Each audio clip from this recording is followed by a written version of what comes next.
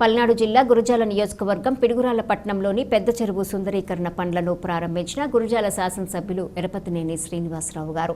అనంతరం పెద్ద చెరువు మీద నూతనంగా ఏర్పాటు చేసిన చిల్డ్రన్స్ ప్లే ఎక్విప్మెంట్ మరియు వాకింగ్ ట్రాక్ పై ఏర్పాటు చేసిన సోలార్ స్ట్రీట్ లైట్లను ఎరపతినేని గారు ప్రారంభించడం జరిగింది. అనంతరం ప్రారంభోత్సవానికి వచ్చిన కార్యకర్తలు, నాయకులు, అధికారులతో కలిసి వాకింగ్ ట్రాక్ మీద వాకింగ్ చేశారు. ఎరపతినేని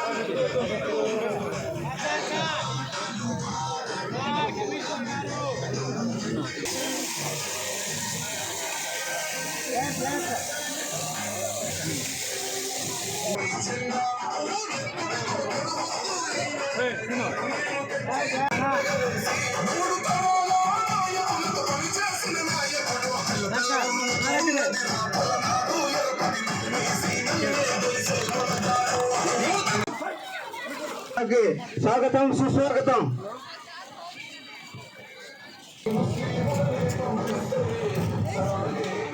ఎరపతినేని శ్రీనివాసరావు గారికి మనందరి తరఫున స్వాగతం పలుకుతున్నాం. ఘనంగా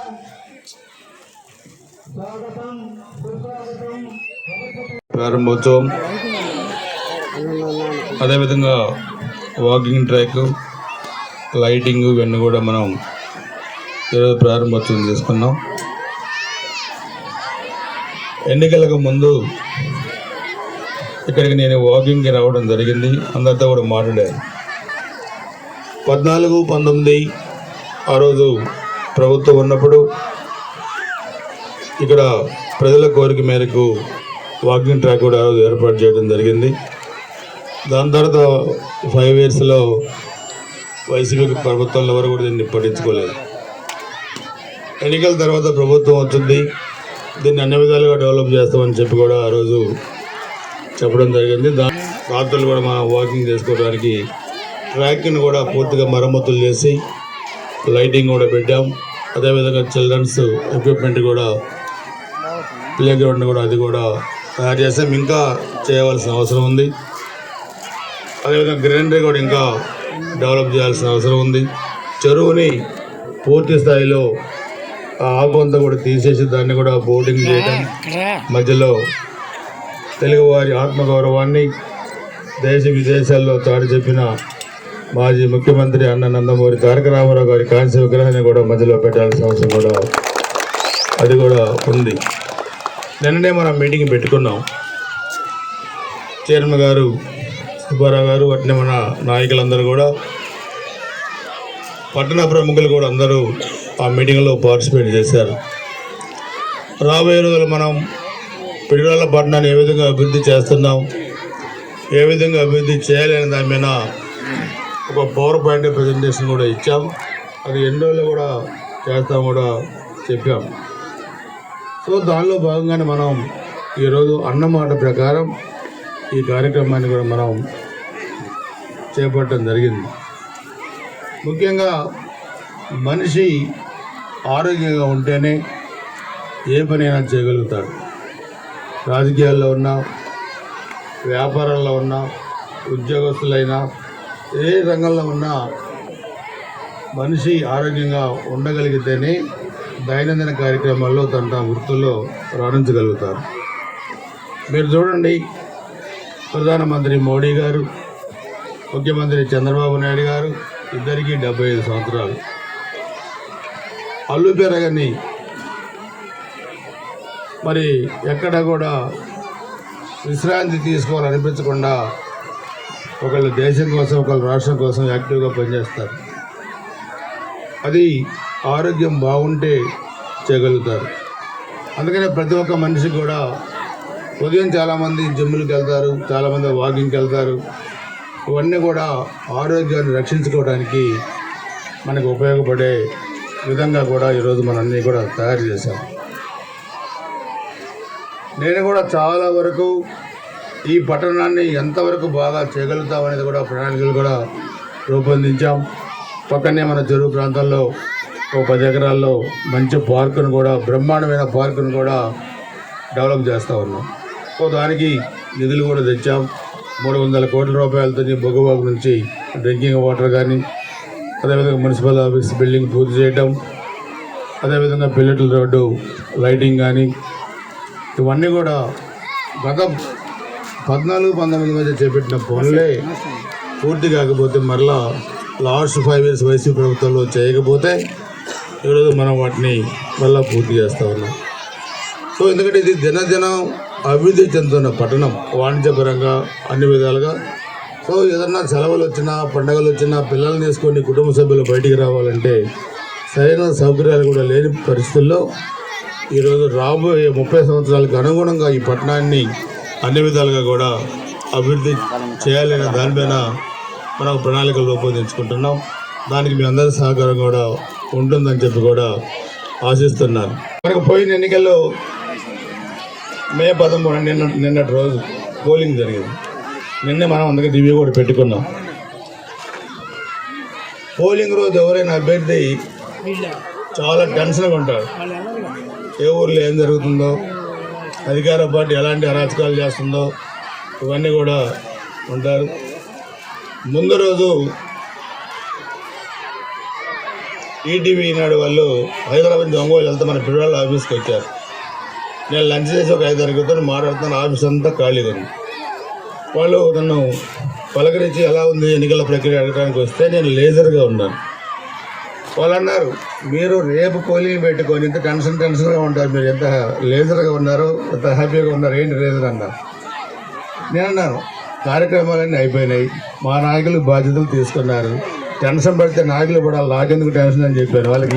ఈటీవీ వాళ్ళ సో వర్క్ నేను డీసెంట్రలైజ్ చేయాలి. మనం ఎప్పుడు నెత్తిని పెట్టుకొని టెన్షన్ పడటం ఇవన్నీ కూడా చేయకూడదు. అదేవిధంగా రేపు మార్నింగ్ పోలింగ్ అనగా మే 13 అంటే నిన్నటి రోజు లాస్ట్ 1 year తెల్లవారు 4 దాకా అందరూ నాయకులతో మాట్లాడారు. నియోజకవర్గంలో 4 పడుకొని 7 లేచారు, 3 గంటలు పడుకొని లేచారు. లేచిన తర్వాత మరలా కాలకృత్యాలు తీసుకొని ట్రెడ్మిల్ ఎక్కారు. పోలింగ్ రోజు 7:30 ట్రెడ్మిల్ ఎక్కితే బంధువు శివ గారు వచ్చారు.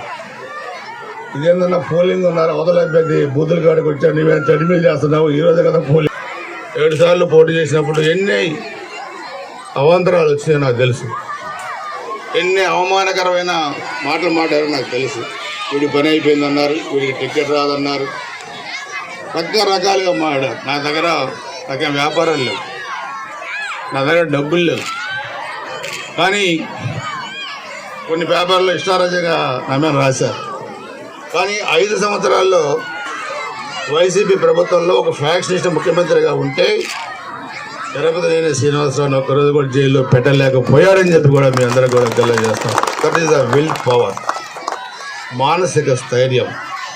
నేను ఆ రోజు చెప్పాను, తిరుపతి శ్రీనివాసరావు మొదటి టార్గెట్ కదా, మీరేంది అడగోలుగా మాట్లాడుతున్నారని నన్ను అడిగారు ప్రెస్ వాళ్ళు.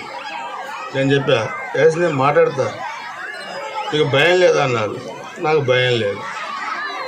నేను పల్నాడులో పుట్టాను, పల్నాడులో పెరిగాను. ఆయనది రాయలసీమ అయితే నాది పల్నాడు, ఆయనది పులివెందులు అయితే నాది మంచికల్లని. ఎందుకు ఆయనకి భయపడాలి? నేను భయపడను అని చెప్పాను. సో అందుకని మనిషి అనేవాడు ఎప్పుడు కూడా ఒక ఆలోచన 10 మందికి ఉపయోగపడాలి. ఇప్పుడు నేను ఈ కార్యక్రమాలు నేను వ్యక్తిగతంగా చేపట్టలా, మీరు ఓట్ల రూపంలో మీ ఆశీర్వాదం ఇస్తే నేను శాసనసభ్యులుగా గెలిచాను కాబట్టి ఈ పని నేను చేయగలుగుతున్నాను. అది మీరు చేపట్టిన కార్యక్రమం, నేను చేపట్టిన కార్యక్రమాలు కావు. ఇవన్నీ కూడా ఆలోచన అది కావచ్చు, ఆచరణ కూడా మీది. సో ఇది ముఖ్యమంత్రి గారు కూడా మన నియోజకవర్గం మీద ఉన్న ఒక ప్రేమ అభిమానానికి ఈరోజు నిన్నే మనం చెప్పాం. 1500 కోట్లు కొన్ని మున్సిపాలిటీస్కి మొత్తం అన్ని ఇస్తే 1500 కోట్లలో మనకి సింహభాగం 300 కోట్లు మనకి మున్సిపాలిటీకి ఇచ్చారు మన ముఖ్యమంత్రి గారు.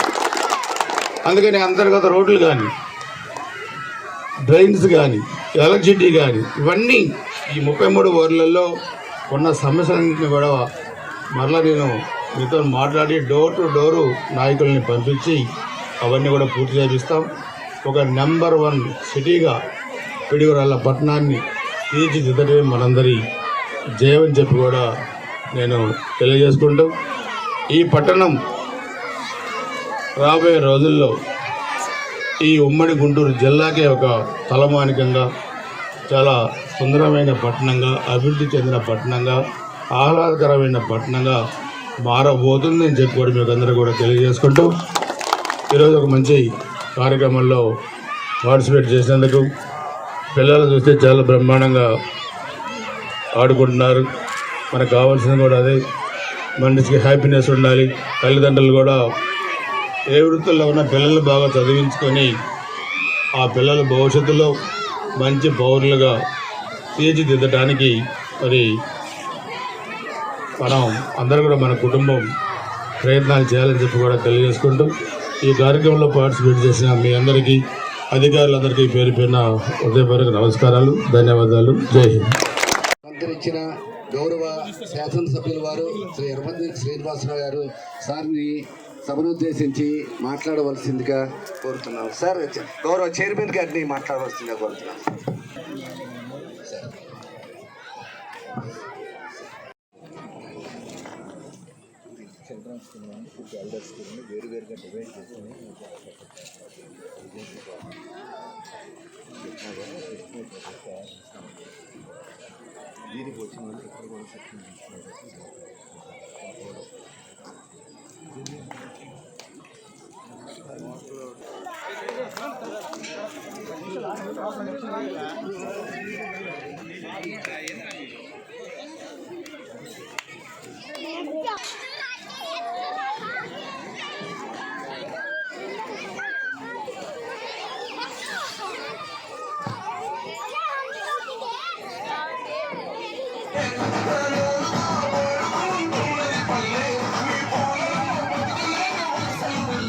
ఆడండి, ఎక్కండి ఎక్కండి.